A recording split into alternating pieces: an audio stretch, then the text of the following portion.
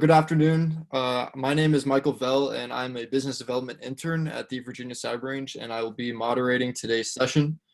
We're so glad you guys can join us today for this presentation, but before I turn it over to Michael Rogers, I would like to go over a few items so you guys know how to participate in today's event. So you will have the opportunity to submit questions to today's speaker during the presentation at any time by typing your questions into the Q&A section. However, we will wait until the end to answer these questions. If someone submits a question and you also have the same question, please upvote that question so I can prioritize to ask Michael at the end. And for this session, Michael Rogers, a senior solutions engineer from Proofpoint, will talk to us about protecting people through cybersecurity. And Proofpoint is one of our Dean's List sponsors of the conference, and their sponsorship allowed the Virginia Cyber Range to provide this conference for free to Virginia educators and at a deeply discounted rate to other participants. So we highly encourage you to check out Proofpoint on the Hoove app or even check out their website. And also please note that this session will be recorded. And without further ado, I will now turn it over to Michael.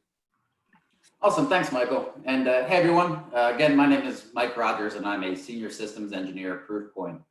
Thanks for taking the time to be with me today. I hope you and your families have all been doing well during this pretty crazy time. And like most of you, I'm coming to you live today from the comfort of my home office, which is definitely a new way to attend a security conference for many of us, I'm sure. We'll be digging into a topic that really couldn't be more timely. Your people are your perimeter, a not so controversial assertion to make in recent times. As part of this, we'll be talking about how we could protect students, faculty, and more from today's threats, which really I think is top of mind when it comes to most university and higher education CISOs that I speak with. So let's talk about the three key targets at most institutions. We've got our students, our faculty, and of course, our administration. Each of these groups faces a thoroughly different threat landscape because obviously the adversaries have slightly different end goals in mind when targeting each group. And we're going to go through a few examples first and then dive into a little bit about what we can do to better protect each group. Students are targeted by a wide range of cyber criminals. These are mostly financially motivated actors who historically go after some relatively straightforward targets. If you think about the modern student experience, they're probably not as well versed in email like prior generations may be. Maybe they know G Suite, but they really haven't used email as anything more than a formal communications tool. And they probably haven't seen a whole lot of phishing emails before arriving on campus where they're now inundated with them. There, of course, has been a long historical emphasis by attackers on credential phishing. And we see an example of that on the right-hand side of our screen. And there's a few things that are interesting to note with this sample. First is that we notice that this is from a compromised account within the university itself. Next, as we take a look down lower on our screen, we see the URL link. This malicious link is the link that will steal credentials and is also, if we notice, hosted on the same .edu site as that university. So really making these compromised credentials an all-purpose tool for modern attackers. As far as the sort of attacks that we're seeing these days, like every form of phishing, current events and world news creeps into lures day after day. And COVID-19 has certainly not been an exception to the rule, especially when we think about things like social engineering. And we've seen fake emails asking for direct deposit information for things like, especially in the university space, meal plan and tuition reimbursements for those who may have left campus.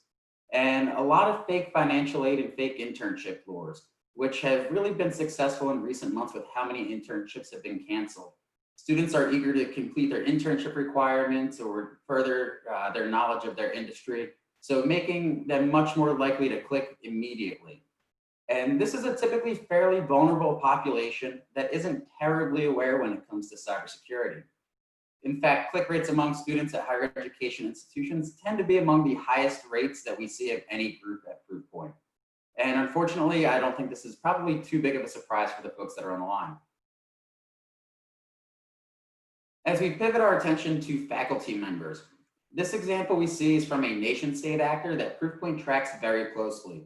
And we call them Silent Librarian or Threat Actor 407. They're what's known as an Iranian nexus actor, meaning that they're likely associated with either the Iranian nation state directly, but if not, they're certainly working within their interests. And we know a little bit more about this group specifically, and that they're actually affiliated with what's known as the Magna Institute. And they're a group that was recently indicted by the Department of Justice here in the US. This is one of their attacks that we've seen pretty recently, and you can see that interestingly, they're not doing something very different from the cyber criminal in our last example. They're looking to steal credentials. And they're doing so by cloning library login pages of universities and sending very well-crafted lures that might be pretty much exactly what faculty members or students for that matter would expect to see from their on-campus library system, down to the exact same look and feel of the pages. As we take a look at this specific lure in the lower left-hand corner of our screen, we'll notice COVID's crept into this in a number of different ways. First, we noticed that they mentioned temporary suspension of fines and account blocking as part of their response to COVID-19. But as well, when we go ahead and click on this link, the library page that loads, that fake library page that the attackers created, has a COVID-19 related banner at the top as well. So definitely creeping in here in a number of ways to make this seem more authentic. The goal here is to steal the credentials and act as if you are that faculty member. Perhaps with that faculty member's credentials, the attacker might be trying to exfiltrate sensitive data or research, as opposed to being purely financially motivated like we saw with our last example. Focusing on the administration target now. This is, again, like we saw with the student example, mainly financially motivated. Looking at the sample of an attack on the right-hand side of our screen, it's actually trying to lure the individual to think that a check to them has cleared in the wrong amount. And when the victim clicks on the zip file that's in the attachment, it runs the attacker's code, which will install a remote access Trojan or RAT. RAT's a type of malware or a threat that doesn't really do too much automatically or on its own. The attacker actually has to log into your computer and use that access to do something. So some of this is relatively classic in nature, like the lure itself, where very often we see this impersonating an administrator. But it's also very human operated, which is a big change from the other lures that we've examined today. Looking at one more lure from April of 2020, so fairly recent. This is an example that was sent from a dean's account at a compromised medical school with the subject of sexual harassment report. And because this is such a serious topic, we're more inclined to open the attachment or click on URLs right away. The attackers know that too, and that's why this type of lure has been so successful. Additionally, the email says that there's a video attached to this message and that the person in the video has yet to be identified, but the lure goes to insinuate that it's a member of the target's staff. So definitely some pretty scary stuff that we're getting into. But and this ultimately leads to a sample of malware in the end. But what can we learn from all this fairly interesting targeting? We've seen examples of these threats before, but I think it's that these really help to reframe the problem of how you protect any organization, and specifically a higher ed organization. Really, we're facing a threat landscape that for a long time has been both targeted by humans and activated by humans. But it's increasingly also becoming operated by humans as well. Whether it's cyber criminals trying to steal direct deposit information of our students, silent librarian trying to steal credentials of your faculty members, or that unnamed cyber criminal using a video harassment lure to go after your administration. They're all basically operating the threats themselves. And they'll log in and use their malware in person, which is a huge departure from the automated threats of years past. And just taking a quick break here to explain this graph on the right, because I know that there's a lot going on. This is a year-long snapshot of the threats that we've seen at one specific university that we've gone and anonymized. And we'll be using this university throughout the rest of our discussion today. But in addition to just seeing volume of threats, we've gone and broken this out by type of threat as well.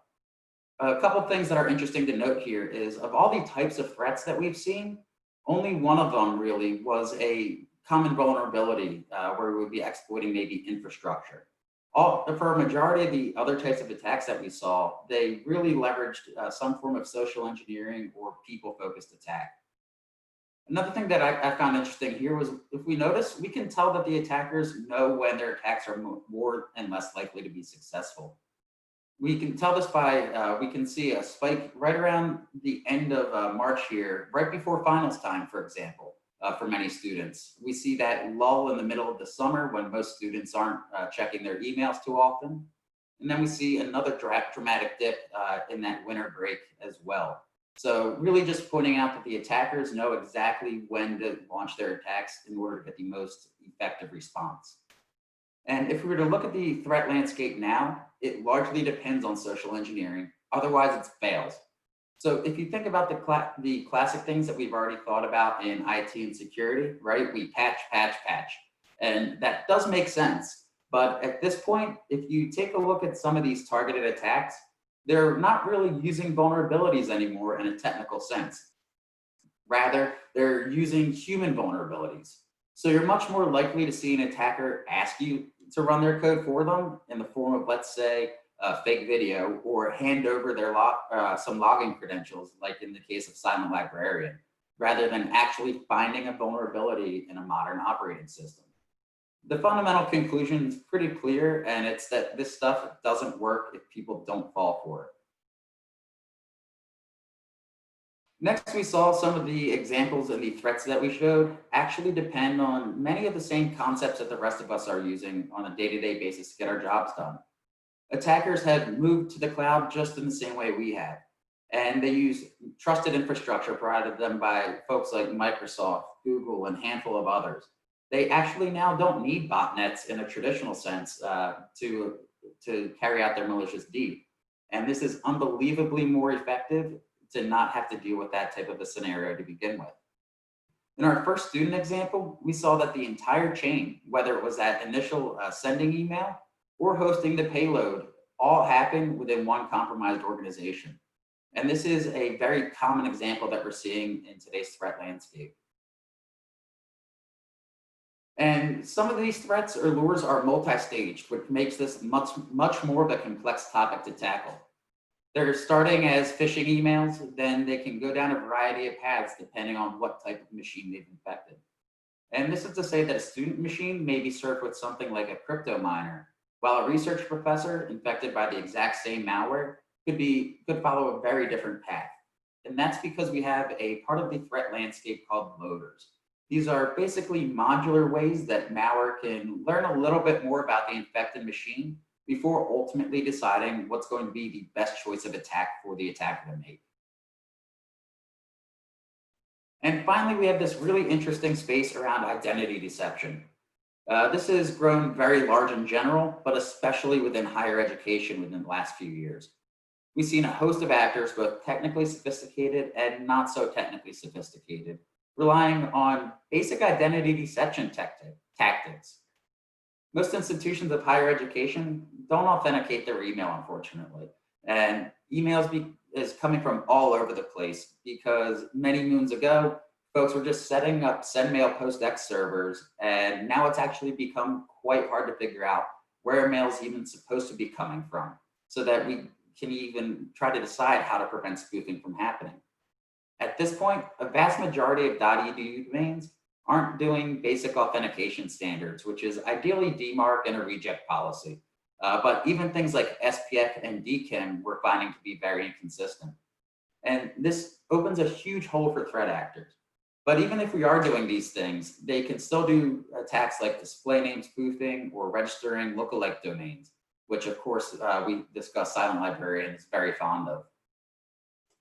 There's also an interesting counterpart to BEC, which is known as business email compromise, and I guess really isn't the most accurate term in the university space, but nonetheless happens to rely on an identity deception technique.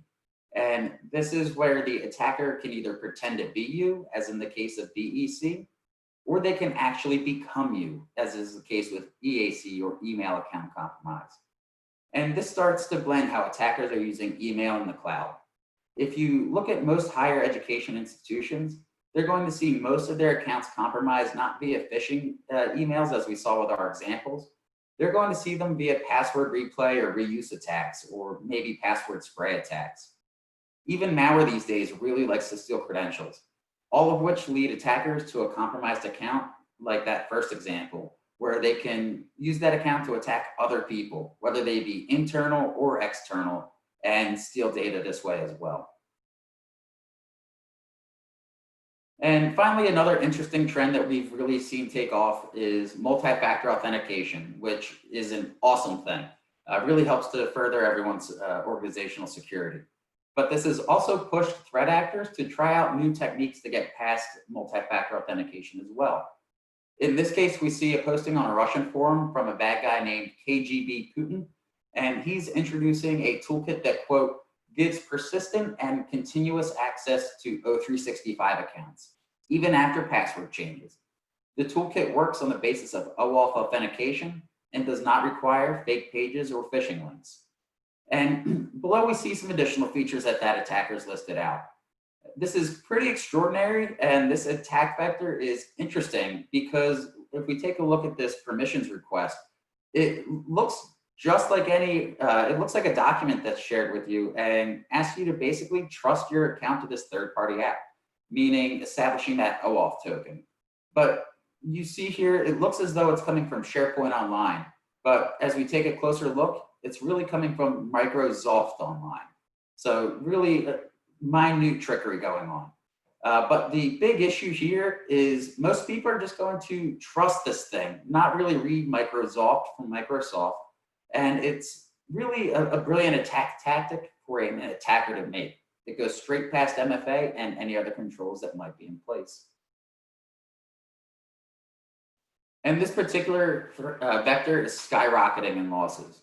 If we added in the figure for 2020, this number climbs to around $28 billion in reported losses and many more billions that are unaccounted for.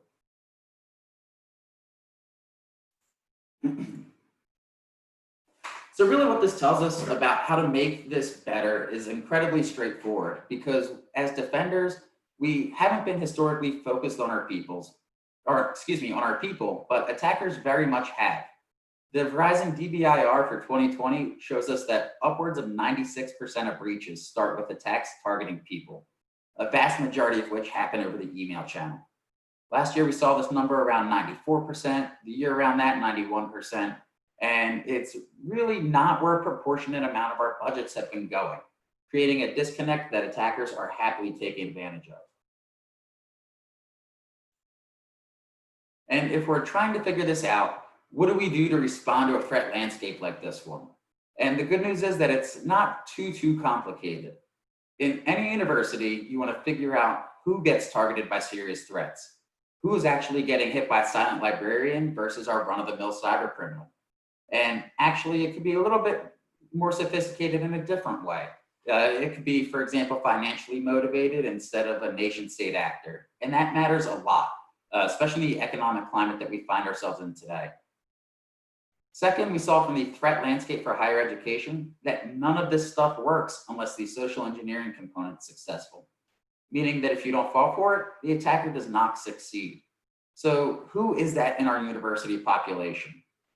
It's likely a high percentage of our students, and a percentage as well, unfortunately, of our faculty and student and administration. So if you can't quantify that, there's a huge problem in understanding where the attacks are likely to be successful from. So first, we need to find the attacks. Second, we need to identify where they're likely to be successful. And the third leg of the stool is, if they are in fact compromised, who represents the risk to the university, meaning that they can access something that we really care about, critical systems, sensitive data, financial information, things like that. And all of these things at their intersection is really where we find the core of our risk today. As a quick example, we may want to understand it in sort of a ranked way. And this is demo data, of course. It's anonymized from a variety of higher education organizations that we're privileged to protect today. And if we take the threat load of every single threat and you try to sort out the most serious threats from maybe some less serious ones, then we pivot that around each person at our university, you're likely going to get a curve similar to this, where, at this particular university that we saw about 20,000 people and 179 of them were receiving a majority of the attacks, bearing most of the threat level. Protecting them has a disproportionately positive impact on the risk that the university faces. And that's an extraordinary thing to be able to point to when we identify how to narrow our risk down. If you find maybe a particular science professor is being targeted or administrative personnel, people who can move money around maybe in our financial departments are most targeted, then this tells us a lot about how to better protect these individual groups of people within our very diverse populations that make up a university. And not everyone's attacked in the same way. You might see people mostly hit with credential phishing, where your best move, of course, is to block the phishing attempt or reset accounts frequently. Maybe move towards MFA, although attacks like the OAuth attack that we saw from KGB Putin may become a little bit more prevalent. And some people get hit with malware, and frankly, we want to protect them in a slightly different way. And this really depends on the organization. So what does this actually look like from a more broad perspective? How do we think about putting people in the middle of our security strategy? And as it happens, it's not terribly complicated because we're trying to solve for three key problems. First, we need to figure out how our people are being attacked. Looking at the Verizon data, most of that is through email. So if we're protecting people from threats that target them, we're in a really good spot to begin with. Next, we know that none of this stuff works unless the social engineering component does. So why wouldn't we try to figure out who's resilient and maybe who's a little bit less resilient, and perhaps offer that less resilient group additional training? And finally, it's about protecting what people have access to. Increasingly, that lives in the cloud, but information moves in and out of universities at an extraordinary rate. A lot of this is incredibly valuable data. So we've seen a big pivot to being able to protect that data that people have access to across different systems. Broadly speaking, it's a relatively simple three-step plan to start thinking about how you can put people at the middle of your security strategy and really turn the tide on the sort of attacks that we face. And this concept is really just hardly a flash in the pan. When thinking of information security over the decades, it becomes pretty clear that in the late 90s to maybe mid 2010s, around the 2015 mark, technical vulnerability ruled the day. We connected a huge amount of vulnerable computers designed by people who really weren't thinking too hard about security at the time to the internet. And this creates a rather unique scenario where it was much easier to fool a computer than it was a human. Many exploits back then were very trivial, but extremely dangerous as well. By and large, in our moves to the cloud and modern operating systems, browsers and mobile apps, it's become increasingly hard to find a vulnerability that's useful to exploit. Sure, there's lots of exploits out there, but few and far between that are useful to an attacker. So we see the pendulum starting to shift back in its historical normal direction, where it becomes more easy to fool a person than it does a computer. And just a little bit about Proofpoint, I won't dive into this much. We're the most trusted partner to protect the leading threat vector in higher education among leading research universities and academic hospitals. And we're also the only global cybersecurity leader that's focused on protecting people. And that's all we'll cover on this slide. Won't bore you with the rest. So the three things that I hope everyone's able to take away from this conversation are that people-centric security really is a powerful concept. If you can understand that at your university, most of your attack surface is human, then quantify that, you can mitigate risk to data, your student experience, and the money that we all depend on to deliver the overall mission of higher education in a way that's more impactful really than any other. If you start to think about your security analytics in organizational terms, that's a great way to understand risk. If you can say our med school bears much more risk than our art schools, our sciences schools, if you can say our students are much more attacked or willing to fall for attacks than our faculty or administrative populations, that points you in the right direction. It helps you actually understand risk in a way that you can communicate in something that isn't solely accessible to a technical audience, which has never been more important to being an IT or security leader in higher education. And this is a wonderful opportunity as well for security teams to engage with their VAR organizations. So some people, when I get to that slide, we saw that colored bar chart a few slides ago. I'm talking to maybe a CISO at a higher ed organization. We're talking about why is that person the most attacked in the university? And sometimes the stories are often fascinating. There may be a world-renowned expert in a field of study, for example, maybe North Korean politics. But sometimes it's more mysterious than that and traces back to maybe just a student who has their email all over the internet. And that's why they've been seeing so many attacks targeted at them. Either way, using that data that's just human data as a way to really engage with the broader university community is a wonderful way to put things in more human terms and puts that human face on security. Ultimately, that's what we're trying to do. Make our people successful in their mission at the university, whether that's studying, researching, or administrative. And by protecting them better, we can make it much harder for adversaries to compromise us and makes the whole world and community safer. Hopefully you've been able to take some of what I shared today and will be able to apply it to your own security experience and practice moving forward. But thank you for taking the time to join me today, and I hope you stay well.